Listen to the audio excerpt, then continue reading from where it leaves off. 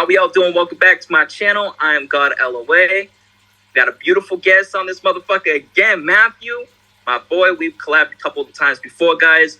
And we're going to be doing a Q&A, live Q&A. It's going to be fantastic.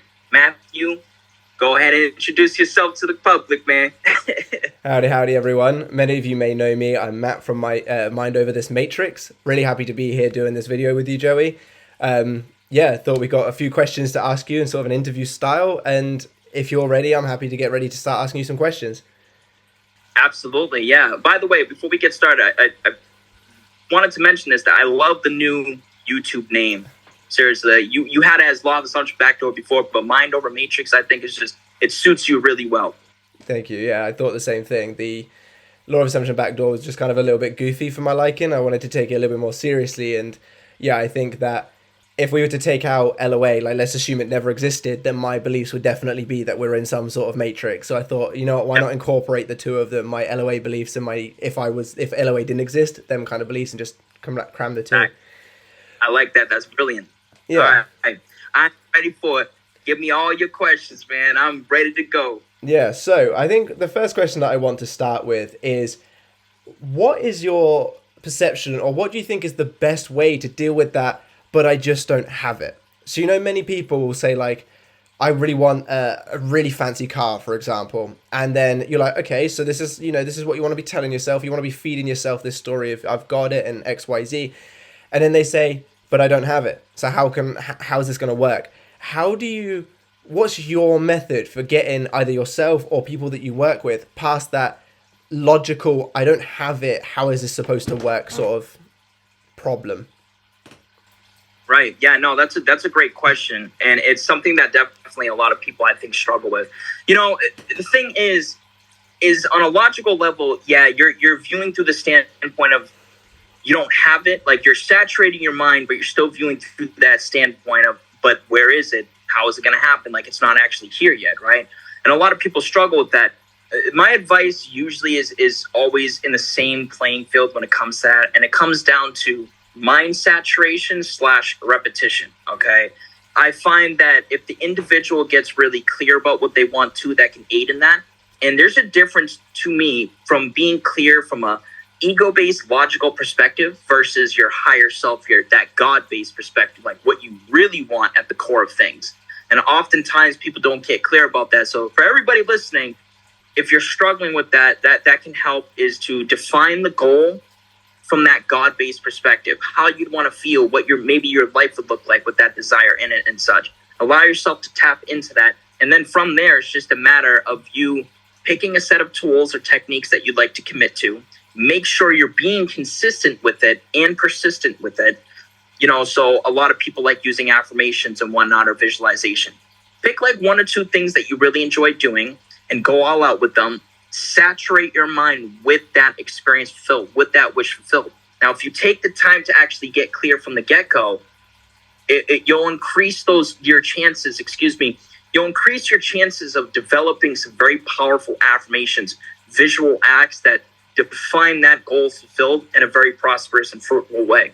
So if you go ahead and saturate your mind on a continuous, not a forceful basis, but a continuous basis, involving what it is that you'd like to experience and perhaps even who you'd like to be in relation to it, you know, that repetition, that mind saturation will eventually impress upon your subconscious mind with that desire fulfilled.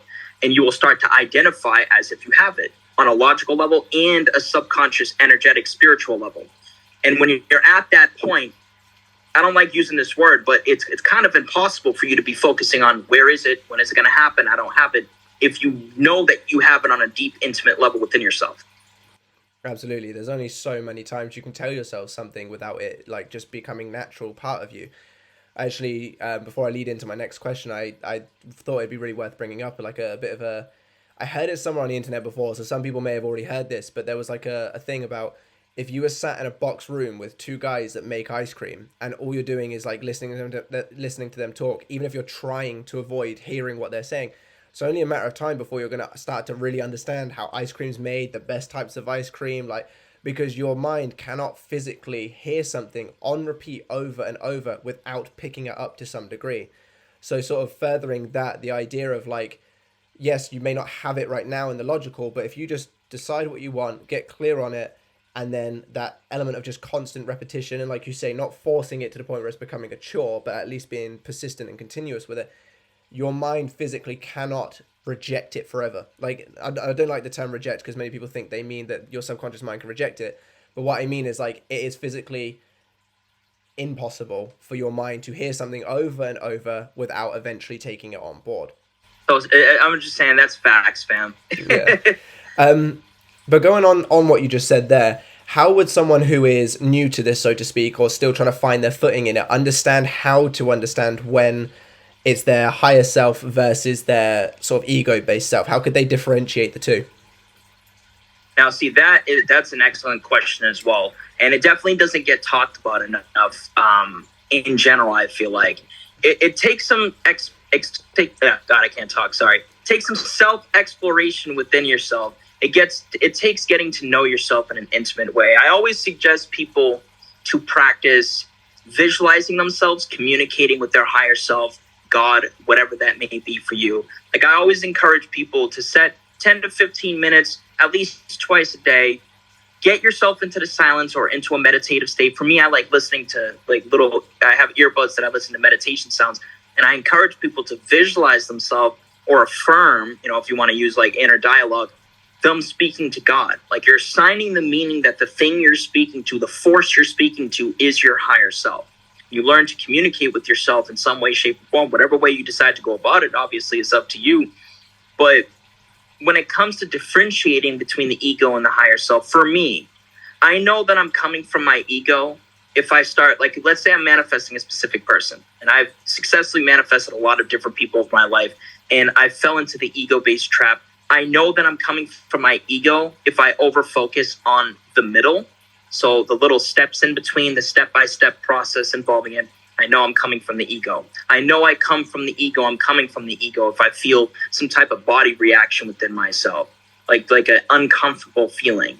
Like, if I'm affirming something, and most people ignore it. That's the problem, is they ignore that body reaction and they continue to persist in the affirmation, not realizing that you're experiencing that body reaction because you're not in quote unquote alignment with the thing that you're affirming. It's probably coming from a place of fear more so than a place of love.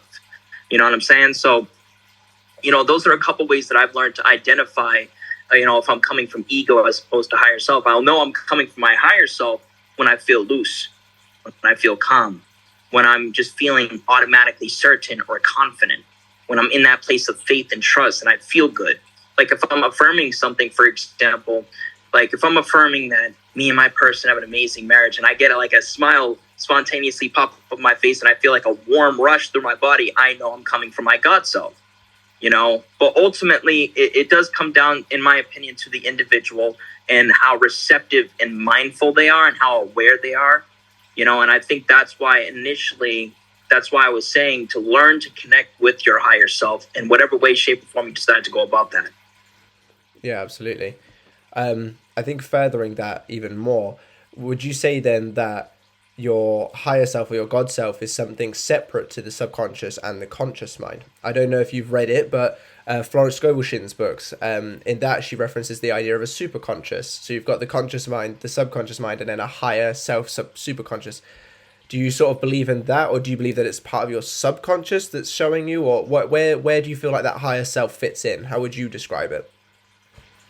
So I know exactly what you're talking about. I can't remember the name of the book, but I do recall Florence Scovel-Shinn talking about a superconscious. I've also heard other people talk about it over the course of me studying this as well. But where I kind of okay, that's it. Everybody check that out. That's a good book right there. It's gonna be backwards on the recording. So what I believe involved in that, I actually don't believe that we're our mind at the end of the day. I do not believe that we're our thoughts or our mind. I believe it is an aspect of us, but I do not believe it is who we are at the core of all things. I believe that we are truly the infinite source that is everything. I feel like everything is derived from that. Your thoughts, your feelings, your mind, and everything in between derives from that source that exists within us. So that is what we are at the end of the day. the mind and all that is just an aspect of that infinite intelligence, whatever you want to call it, infinite awareness, God, etc. So, the superconscious mind, though, in itself, I do feel like resides within the subconscious to an extent. I don't feel like that we have three layers of consciousness within our mind. I feel that we have a logical, thinking, analytical conscious mind, and we have the subconscious. And I feel like that the superconscious is the subconscious, just a different terminology. But, that's just how I interpret it. Obviously, if you guys, if you disagree with that, that's fine. If you agree with that, that's fine too. But that's how I view it, at least. Yeah, I think I'd have to pretty much somewhat agree. When I first read this book and it sort of referenced the superconscious, I was like, oh god, now there's another thing that I've got to try and remember to take into consideration. But as I read further into it, yeah, I think I agree with your point quite heavily. And I definitely 100% agree with the notion that we're not our thoughts. We are the awareness that is placed on said thoughts. You can have thoughts that mean absolutely nothing to you, and you can have thoughts that mean everything to you, but that doesn't mean that you are those thoughts. It only means that you are the awareness and perception that you place on them. And this obviously is what feeds into my belief behind that, like, no thought has the power to create until you give it the power to create, because you're what's placing the power behind it, not the actual thought itself. And the example I use is how as humans we have quite a lot of thoughts throughout the day, about 70,000 they say. And I don't know about you, but I've had a fair few thoughts about throwing bricks at people, and I haven't done that yet in a lot of cases. So if every thought was to manifest, then that would mean this world would be chaos. However, not every thought does manifest, which must mean there's something going on behind the scenes that is creating those thoughts to manifest. And I believe that's what we actually are. We are that power. We are that awareness. Exactly. But yeah, no, I think, agree with that. Yeah, I think that's really useful. Hopefully that will clear up a lot of confusion that a lot of people may have. The reason why I had that question today, and I thought it'd be really useful to get your opinion, is because I've had a couple of clients lately say, but just how do I get myself past that block? How do I get myself past that idea of, well, I don't have it now, so how's it supposed to come? And obviously, like you say, they're wondering on the how. They're thinking, like, how am I going to get from potentially poor or in poverty all the way through to getting a job and then getting a raise and then getting a promotion and then getting this Lamborghini sort of thing. They're not seeing it from the I am in this experience. They're seeing it like, how do I get there? So I think that's going to be very useful for a lot of people.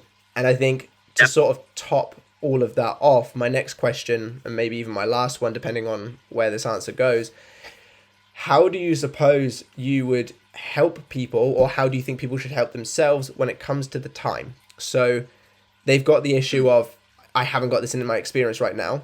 You say to them, what you've just said, what you've answered before, and that, the repetition, the continuation, all that lot. How would you help them when they already feel like they don't have it, and now they have to kind of get over the barrier of, I have to wait for this to come into my reality. I have to sort of sit in this experience. This is my experience. I'm already looking past the blockage of what the 3D is showing me. Now they also have to deal with the blockage of getting to that point in a continuation of time. How would you help them in that instance? Oh, that's a good one. I like that. So yeah, obviously the it does come down to the repetition, the mind saturation and whatnot. But for me, what's helped me when it comes to time, and this may sound a little weird compared to, like, you guys might hear this and might sound a little different compared to what you've heard other people talk about. But what's really helped me cope with time as a whole is to deliberately and intentionally get myself into a place of acceptance that I may never know when it's going to happen. I've gotten myself into a place of acceptance and just accepted the fact that I'm not going to know exactly when it's going to happen. And through that path, because acceptance leads to peace. Acceptance leads to detachment of the fears and the doubts involving the specific situation that you're choosing to accept. So I've gotten myself into, I would literally affirm to myself, I accept the fact that I may never know when it's going to happen. And over time of me involving myself with that, I noticed that it starts to influence my physical reality and my internal state. Like, I am not stressing about time anymore. I'm not worried about it. I don't care. That's what it comes down to, is you get yourself into that perspective, that perception, that thought process of just not caring anymore because of the acceptance factor, because you've detached. You think about it in your life of the things that you don't care about, you're in a place of detachment involving it. You're in a place of acceptance involving it. So perhaps that's something that could benefit you guys, is to practice getting yourself into a place of acceptance that you may never actually know when it's going to happen. And that's fine. That's fine. It's okay if you don't. Yeah, I love that. I think that's a point that is so strongly missed in this whole community. Everyone like seems to think that you cannot have a single thought that would even consider the notion that you're not going to get it. It's like the idea that if I do recommend to people, go straight to the end, but people say, if I say I'm going to get something, is that going to ruin everything? And it's like, yes, ideally you want to be going to the end result as though it's your experience. But saying I'm going to get it is much better, at least, than saying, I don't have it, or worrying about how long it's going to take and all of this kind of stuff. At least you've got your mind on the idea that it's like going to happen at some point. And the same thing for what you just said. If you sit in a space of like complete sheer denial that there is never going to be a situation where you don't get it, you are placing way too much importance on the idea of getting it. And when you've got such an importance, that clearly comes from a state of lack, because someone that has something is relaxed about it. Someone who is got a plate of dinner in front of them isn't worried about cooking. It's one of those things where once you've got it, you're relaxed. So if you're heavily attached, you're constricting it, and then that's coming from lack. And this is actually something that I have referenced in a lot of my videos. That literally the day before I got Katie back, because I manifested my own SP back, for those of you who don't know, I literally said to myself, if I end up getting back with her, that's great. If I don't, I'm happy, she's going to be happy, it is what it is. And literally the day after, I got the call, because I'd released all attachment. Like, you're not attached in an outcome where you have the result you want. You're free, you're happy, you're consistent. So I really I really like that you brought that up, because I think this is obviously just a bit of an assumption of mine, but I think there are a few teachers on YouTube who are a bit scared to sort of cross the bridges of saying it's okay if you don't get it.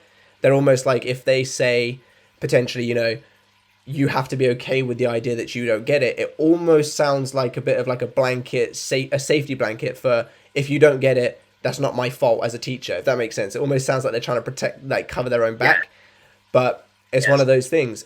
Letting go of that need is what is needed in every instance. Absolutely agree, 100%. That's and you really touched base on a good point there when you said, hold on. Bless you. Excuse me. I think you really touched base on a good point with that fear aspect of things.